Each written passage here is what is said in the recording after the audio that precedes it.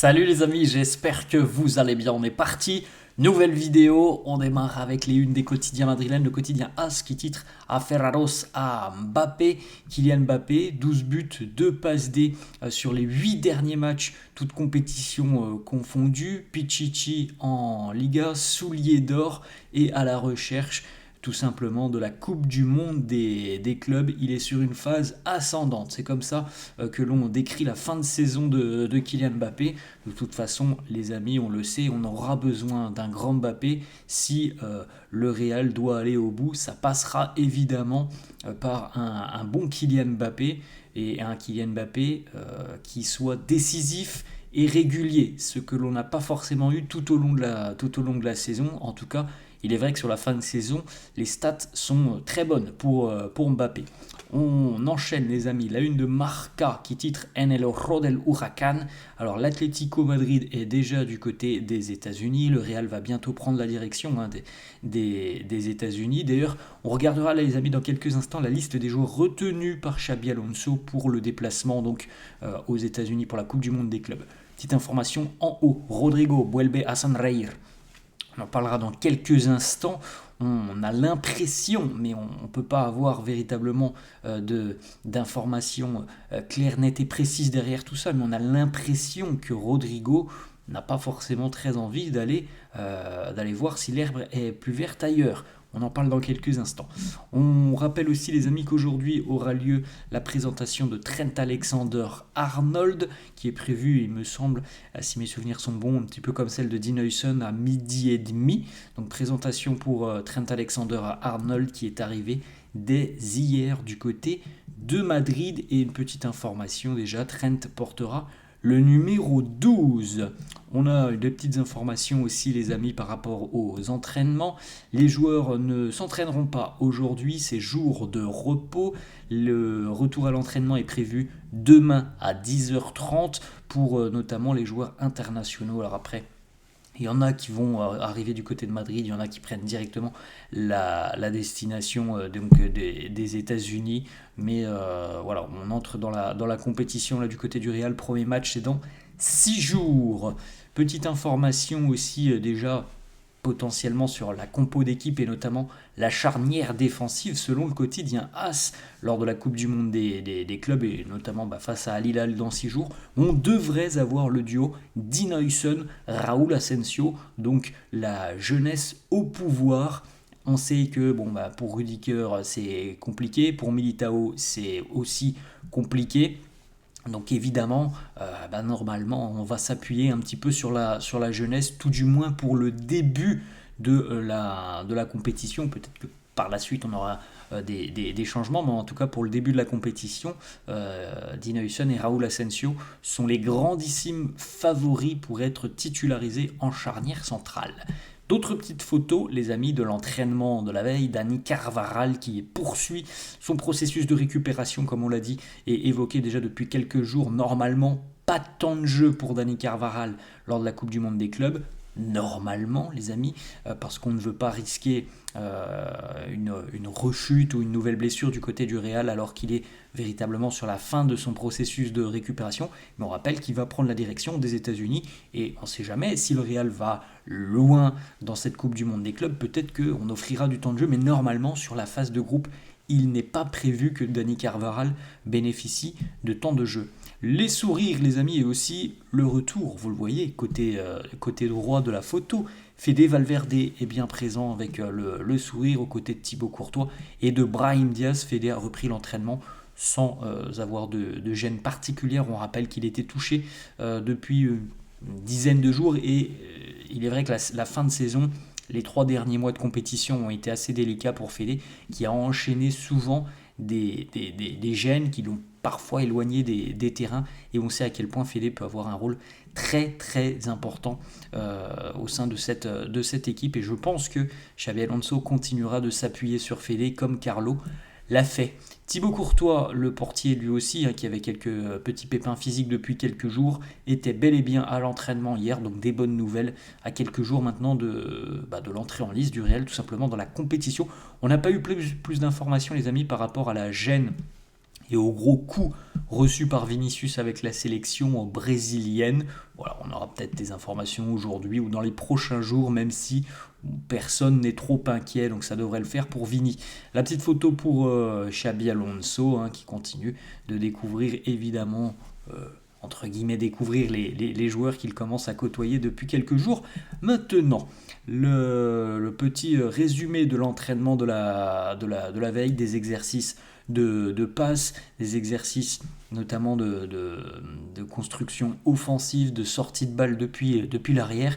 L'entraînement s'est terminé avec une série d'attaques-défense à 7 contre 7. Voilà comment ça s'est terminé hier. Le petit message de Rodrigo sur les réseaux sociaux hier, vous avez peut-être pu voir ce message, ce post sur son compte Instagram avec surtout la légende qui est importante parce qu'on sait depuis à peu près 2 mois maintenant les amis qu'il y a beaucoup de rumeurs quand même autour de Rodrigo et la légende c'est Feliz, heureux, le sourire, le cœur blanc, ballon. Voilà, on a quand même l'impression que c'est un petit peu visé envers toutes les actualités mercato qui circulent autour de Rodrigo, qui évoquent un probable départ de Rodrigo. Voilà, lui dit je suis heureux ici au Real. Selon Marca, Rodrigo est convaincu que l'arrivée de Xabi Alonso va lui offrir différentes opportunités et il espère aussi pouvoir regagner très rapidement la confiance qu'il a perdue sur les dernières semaines. Autre information tout de même les amis, Marca annonce aussi quand même que Mikel Arteta, l'entraîneur d'Arsenal, est très très amoureux entre guillemets de Rodrigo, du profil de Rodrigo. Mikel Arteta a déjà étudié justement son profil et il est certain que Rodrigo deviendrait une superstar du côté d'Arsenal s'il vient pour jouer du côté gauche. Arteta le veut, Arsenal le veut. Maintenant, voilà, c'est Rodrigo qui a quand même les choses en main avec le Real et avec surtout les discussions qu'il aura avec Xabi Alonso. Et il faudra suivre évidemment les amis cette Coupe du Monde des clubs attentivement par rapport à Rodrigo. Est-ce qu'il va jouer, est-ce qu'il va être sur le banc? Ça peut déterminer aussi ce qui se passera par la suite lors du mercato. Les amis, voici la liste des joueurs retenus par non pas Carlo Ancelotti mais Xabi Alonso. Pour la Coupe du Monde des clubs, vous pouvez faire un petit arrêt sur image si ça vous intéresse. On a énormément de jeunes qui sont présents dans la liste des joueurs retenus. Donc, vous pouvez faire un arrêt sur image et on va tout de même noter la présence donc, des joueurs de la Castilla, voire même catégorie jeune. On a Fran González, Mestre, Fortea, Yussi, Jacobo Ramon, Diego Aguado, Victor Muñoz, Chema et Gonzalo Garcia, plus Mario Martin en prêt. Donc on a quand même énormément de profils jeunes qui sont avec l'équipe du côté des États-Unis. C'est une revue d'effectifs globale du côté du Real. Deux petites informations les amis, il n'y aura pas trop d'inquiétude, c'est fait. Le Real a déjà enregistré Trent Alexander-Arnold et Dean Huijsen pour la Liga. Vous savez, parfois c'est compliqué. Quand on pense au Barça qui a des difficultés parfois à enregistrer ses joueurs, il n'y en a pas pour le Real, c'est déjà fait. Ils seront évidemment disponibles dès le début de la compétition, donc dans 2 mois maintenant. Petite photo de Dean Huijsen, donc avec le nouveau maillot du Real. Il nous dit « Toutes les étapes que j'ai gravies depuis le début de ma carrière, c'était dans le but d'être ici, d'être au Real Madrid. Je remercie Dieu que tout se soit passé comme prévu. » Ensuite, les amis, une petite information sur Trent Alexander-Arnold, dont on rappelle c'est le jour de présentation. Il ne devrait porter que son prénom dans son dos. On devrait juste avoir Trent dans le dos du latéral anglais, donc avec le numéro 12. Franco Mastantuono, les amis, aurait déjà signé son contrat avec le Real jusqu'en 2031. Il a passé sa visite médicale aussi, c'est fait, c'est acté. Normalement, d'après les informations qui sortent depuis quelques jours, l'arrivée pour l'Argentin serait début du mois d'août, première quinzaine du mois d'août. Une petite statistique sur Franco Mastantuono, une stat comparative par rapport aux autres U19 sur l'année 2024-2025. Pour 90 minutes jouées, il est le créateur du plus grand nombre d'occasions en moyenne, avec presque 3 occasions créées par match. Le deuxième joueur qui réussit le plus de dribbles par match, avec en moyenne 4, le plus de récupérations après à peu près 5 par match, et celui qui tire presque le plus, le deuxième avec là aussi 4 tirs par match. Voilà quelques stats par rapport aux autres U19 de la planète foot. On poursuit avec une autre information. Selon AS, Xabi Alonso prévoit d'incorporer tout de suite Franco Mastantuono comme un titulaire du côté du Real. C'est pourquoi Xabi lui a dit « J'ai besoin de toi dès maintenant ». Et le Real ne voulait pas, et Xabi Alonso ne voulait pas attendre le mois de janvier et un nouveau prêt du côté de River Plate. Il devrait être dans l'équipe. Alors attention les amis quand même, on verra ce que ça donnera. L'adaptation ne sera peut-être pas simple pour Franco Mastantuono. Il y a d'autres joueurs qui sont là aussi. Ça dépendra des idées, du schéma, de ce que veut mettre en place Xabi Alonso. Dans son esprit, oui, peut-être qu'il a envie qu'il soit titularisé tout de suite, mais le football, c'est pas toujours comme ça que ça se passe. Ça peut prendre aussi quelques semaines. L'adaptation du jeune Mastantuono, la pression d'un tel transfert, nouvelle équipe, nouveau pays, bon, pas nouvelle langue, mais en tout cas, il y a beaucoup de nouveautés, donc à terme peut-être, mais je ne sais pas si, voilà, sur les premières semaines du mois d'août, septembre, je ne sais pas si Mastantuono sera tout de suite utilisé comme un titulaire indiscutable, j'ai un peu de doute par rapport à ça. La petite photo, les amis, le Real a annoncé dans la nuit son nouveau maillot, le maillot extérieur, puisqu'on connaît déjà le nouveau maillot domicile. Voilà le nouveau maillot extérieur, plutôt sympa le design, vous le voyez. Donc il y a aussi de nouveau ces petits points que l'on avait sur le maillot domicile, et couleur dominante, voilà, un bleu nuit gris, plutôt très sympa le design.